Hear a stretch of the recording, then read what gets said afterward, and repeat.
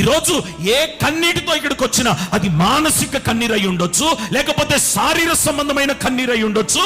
నిరాశతో విడుస్తున్న కన్నీరు. ఏంటి ఆ నిరాశ? పొందుకోవాలనుకున్నావు, పోగొట్టుకున్నావు. నిరాశ.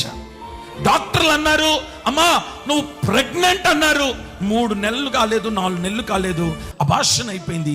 నిరాశ. మ్యారేజ్ అంతా సెట్ అయిపోయింది, ఇక రేపో మాపో జరగబోతుంది, క్యాన్సిల్ అయింది. నిరాశ.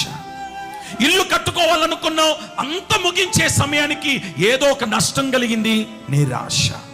భయంకరమైన పరిస్థితుల్లో ఏమండి, చేతి వరకు అందినది చేతి దగ్గరకు వచ్చేటప్పటికి అందుకోలేక వదులుకున్నావే, అది నిరాశ. నిరాశతో విడుస్తున్న కన్నీరు.